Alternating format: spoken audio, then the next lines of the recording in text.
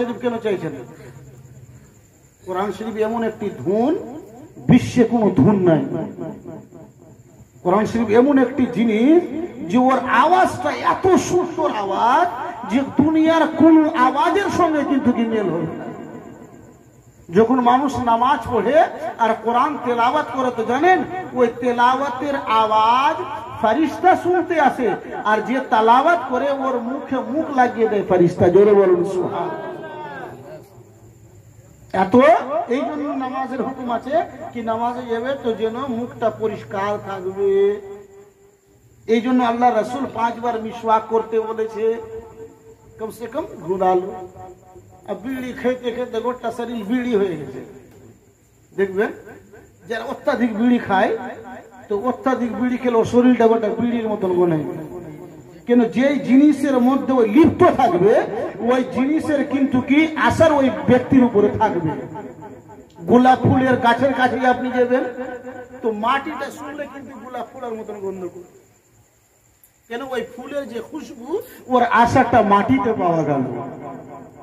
কেন? মাটি খুশবু না, অ্যাকচুয়ালি গাছ খুশবুদার, ওর আসারে ওই মাটিটা গোলাপের কাছে থেকে থেকে ও কিন্তু কি খুশবুদার হয়ে গেছে। আল্লাহু আকবার। তো এর থেকে বোঝা গেল কি বাচ্চাকে যদি ভালো পরিবেশে আপনি রাখতে চান, নিজেকে ভালো হতে হবে। আপনি যদি ভালো হয়ে যায়, বাচ্চা সবার ইচ্ছা থাকে, এটা তো দারু খরচ আছে আমার বেটা ভালো হোক। যারা ঘাটা ঘাটা গাঁজা খেয়ে বেড়াইছে মনে করছে যে আমার বেটা ভালো হোক, ইচ্ছা নাই? সবাই চাইছে কি আমার বেটা ভালো হোক, আমার বেটা ভালো হোক। কিন্তু আমাদেরকে কর্ম করতে হবে। কর্ম যদি করতে পারো, ইনশাআল্লাহুল আজিজ আপনি এই দুনিয়াতেও কামিয়াব থাকবেন, ওই দুনিয়াতেও কামিয়াব থাকবেন। মা বোনদেরকে বলবো আপনারা পর্দাতে থাকেন, পর্দাতে থাকতে হবে। যে মা যত পর্দাতে থাকবে, ওর বাড়িতে অত রুজিতে বরকত হবে। জোরে বলুন সুবহানাল্লাহ। হযরতে মা ফাতেমা তুজ-জাহরা একটা চুল পর্যন্ত কেউ দেখেনি, একটা মাথার চুল দেখেনি। এত রাত জেগে জেগে ইবাদত করতেন, আল্লাহকে বলতেন আল্লাহ এক সাজদা করি সকাল হয়ে যায়, আল্লাহ এমন একটি লম্বা রাত তৈরি করো যে তোমার ফাতেমা দিল খুলে তোমার ইবাদত করে। জোরে বলুন সুবহানাল্লাহ। আছে হুসনাবাদে একটা মা এরকম, মালদার বুকে বলেন একটা মা আপনি এরকম দেখাইতে পারবে? দেখাইতে পারবে। আল্লাহ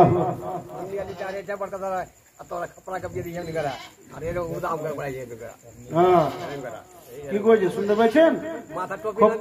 খোপ্পাটা বাঁধছেন এরকম করে উঠে গেছে, এইদিকে গরম লাগছে আর খালি একটাই গরম লাগছে, এইদিকে গরম লাগে না। খোপ্পা বানার শরীয়তে হুকুম কি হয় জানো?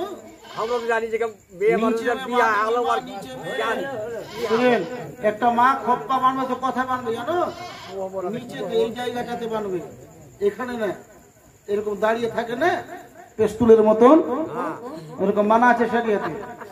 নিচে এই শরিয়তি হুকুম আছে, নিচে বানতে হবে আর পর্দার সহিত থাকতে হবে। শুনেন গৌসে পাকের কথা 2 মিনিটে শুনে নেন। গৌসে পাকের বাবার নাম কি? আবু সালেহ মুসা জঙ্গি। সকলে শুনেছেন। এই ওয়াকিয়াটা বলার উদ্দেশ্য না, এই জায়গাতে একটা পর্দার ব্যাপার আছে, ওইটা আমি বের করতে চাইছি। আবু সালেহ जंगी मूसा या मूसा जंगी। आबू साले का माना, आबू माने बाप, अरबी शब्द, साले माने नेक, नेकों का बाप। जोरे बोलुन सुभान अल्लाह। কত নেক ছিলেন তার বাপ? আবু সালের লেখা পেল উপাধি যে সালে নেকো কা বাপ। আপনারা শুনেছেন সমুদ্রের কিনারে যাচ্ছিলেন, একটা ফল এসেছিল, ভেসে খেয়ে নিল, তারপরে মনের মধ্যে শান্তি আসে না। কার ফল ছিল? বিনা কভাতে খেয়ে নিল। আর আমরা তো বিনা কভাতে ফল তো দূরের কথা, ভেসে এসেছিল, ভেসে আসার কিন্তু কি হুকুম আলাদা আছে, অথচ মনের মধ্যে কারার নাই, বেচাইন বেতাব। আল্লাহু আকবার। তো আবু সালে মুসা জঙ্গি কি বলেছিলেন জানেন? কি আবু সালে জঙ্গি মুসা, আবু সালে মুসা জঙ্গি কি বলছে? কার ফল ছিল, খেয়ে নিলাম, খেতাম কি খেতাম না, এই যে একটা মনে ধুকপুকি লেগে আছে। আর আমরা কি বলি, যে বাজরা কেটে নিয়ে চলে আসবো ভোরবেলা, আর ওইটা বাজরা বাকরিকে খেলেন, ওর বাকরির কুরবানি দিন। কুরবানি লাগবে, লাগবে কুরবানি, বরবাদ হয়ে গেল না। কুন্ড থেকে ঘাস চুরি করে নিয়ে এসে খাসিকে পুষলাম, আর ওই খাসির কুরবানি দিলাম, লাগবে? লাগবে। তো এবার গেল খোঁজ করতে করতে করতে করতে করতে গেল মুক্তাসর, যে দেখছি কি সমুদ্রের কিনারাতে একটা গাছ আছে সেবের, ওর একটা মালিক আছে, মালিককে জিজ্ঞাসা বলছে এই গাছেরই মনে হয় ফল হবে। তো বলছে কি আমি একটা ফল ভেসে যাচ্ছিল তো খেয়ে নিয়েছি, তো আপনি আমাকে ক্ষমা করে দেন। কে আছে বলেন, যে ভেসে যাবে ফল আর ওই ফলটা খেয়ে ফের কেউ ক্ষমা করতে গেছে বুঝি? তো বলছে কি ক্ষমা চাইতে সো? বলছে হ্যাঁ। তো বলছে কি ক্ষমা করবো ঠিকই, একটাই কারণ আছে। কি 12 বছর ধরে আমার এই বাগানে রখওয়ালি করতে হবে, গাছে পানি দিতে হবে, দেখভালি করতে হবে, তখন মাফ করবো। 12 বছর তো মৌলভী সাহেব করবে, তোর বাগান রাত্রে জুড়ে দেব। 12 বছর রখওয়ালি করতে হবে। তুমি যদি রখওয়ালি করতে পারো, তুমি আমার বাগিচাকে দেখতে পারো, পানি দিতে পারো, কিড়া মাকড় থেকে হেফাজতে রাখতে হবে, তখন আমি তোমাকে ক্ষমা করব। ঠিক আছে, মেনে নিলাম। 12 বছর ধরে আমি রখওয়ালি করব, দেখভালি করব, কিন্তু ক্ষমা চেয়েই নিয়ে যাব। 12 বছর ধরে গৌসে পাকের বাবা রখওয়ালি করবে। 12 বছর যখন পুরতে যাবে, ওই বাগানে একটা মেহমান এসছে। তো বলছে কে আবু সালে, তুমি পাকা পাকা ফলগুলো নিয়ে এসো, মেহমানটাকে খাওয়াবো। তো গিয়ে কাঁচা কাঁচড়া পাক্কা সব কিছু নিচের গুলো নিয়ে চলে এসছে। পাকা ফলও ছিল না। কে মালিক, फंसा हुआ का सजा 12 साल है। জোরে বলো, যেটা ভেসে গেছিল তার সাজা 12 বছর রখওয়ালি। আমি 12 বছর পর্যন্ত আমি রখওয়ালি করেছি, কিন্তু আমি গাছের দিকে তাকিয়ে দেখিনি। আল্লাহু আকবার। কি 12 বছর ধরে আমি গাছের উপর তাকিয়ে দেখিনি কোনটা কাঁচা আছে, কোনটা পোকা লাগার, কোনটা পাক্কা আছে।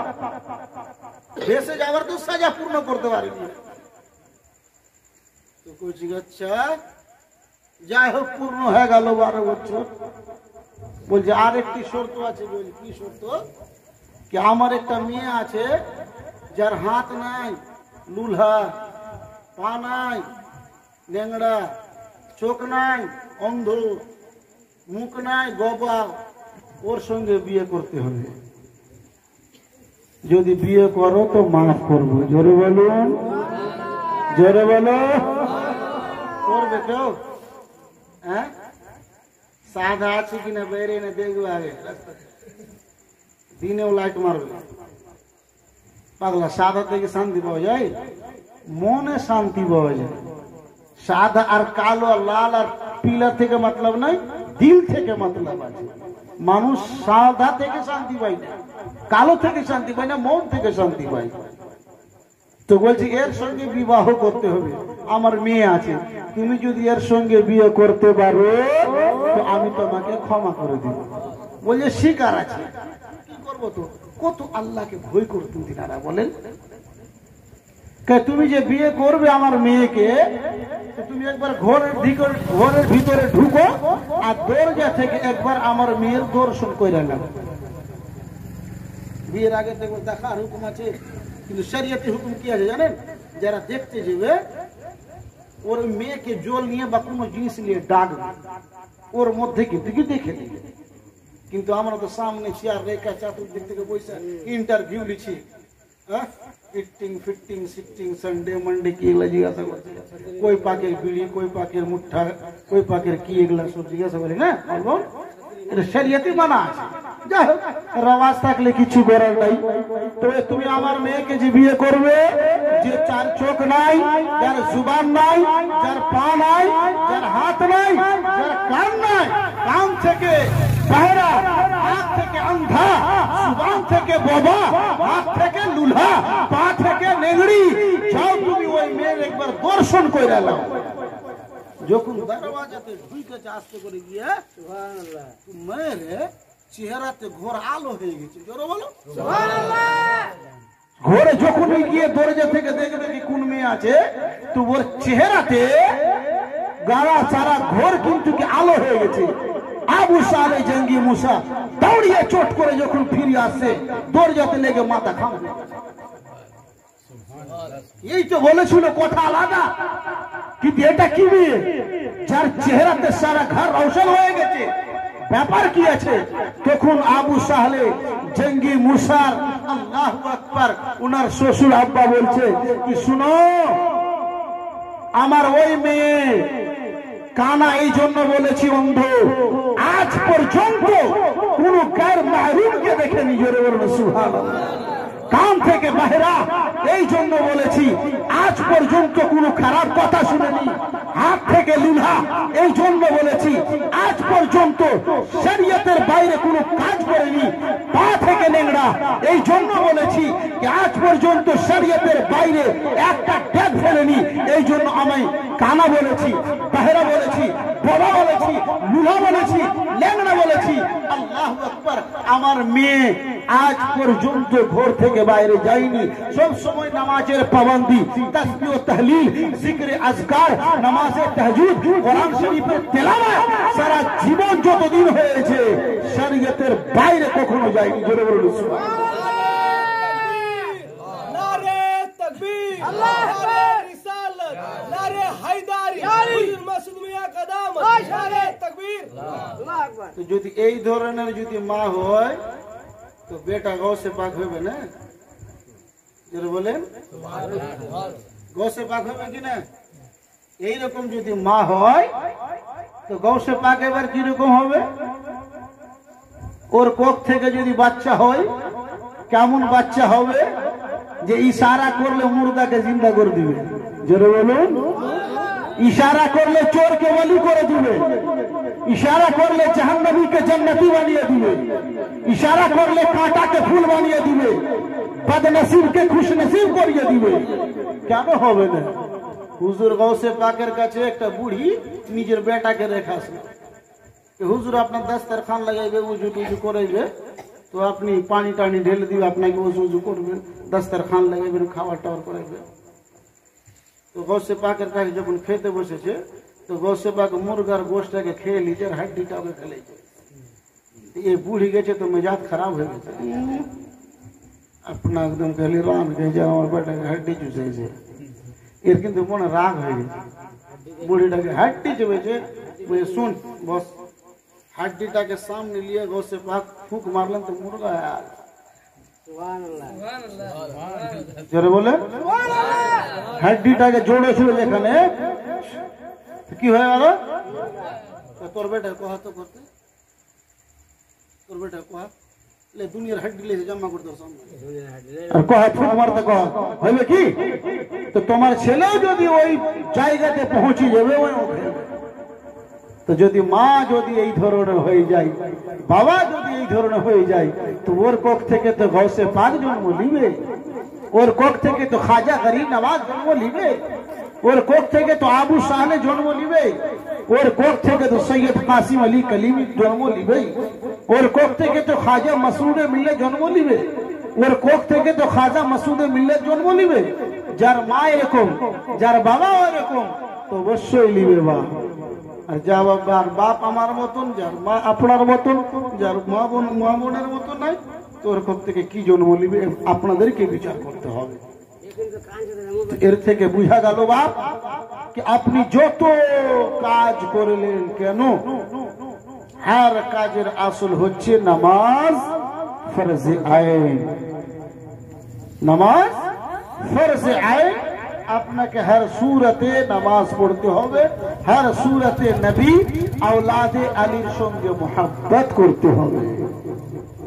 আপনার দান খয়রাত রোজা হজ যাকাত আমলে সাহলে ইশকে রসুল ইশকে আলে রসুলে যদি ডুবে হয় আপনি কামিয়াব থাকবেন এই দুনিয়াতেও কামিয়াব ওই দুনিয়াতেও কামিয়াব এমন কোন কাজ করেন না যাতে রসুল নারাজ হয়ে যায় রসুল জন্ম হলেন তো রব্বে হাবলি উম্মতি কত প্যার ছিল যতদিন ৬৩ বছর দুনিয়াতে থাকলেন ইয়া উম্মতি উম্মতি সব সময় মাজারে আকদাসেও আছেন তো রব্বি হাবলি উম্মতি রব্বি হাবলি উম্মতি রাসূল আমাদেরকে কখনো ভুলেননি আর ভুলবেনও না আমরা রাসূলকে ভুলে গেলাম রাসূল যে জিনিসের আদেশ দিয়েছিল তিজারত এই সিস্টেমে করতে হবে আমরা করি না ইবাদত এই সিস্টেমে করতে হবে আমরা করি নাই মা বাবার সঙ্গে এইভাবে বলতে হবে আমরা বলি নাই পীর মুর্শিদের সামনে এই সিস্টেমে চলতে হবে আমরা চলি নাই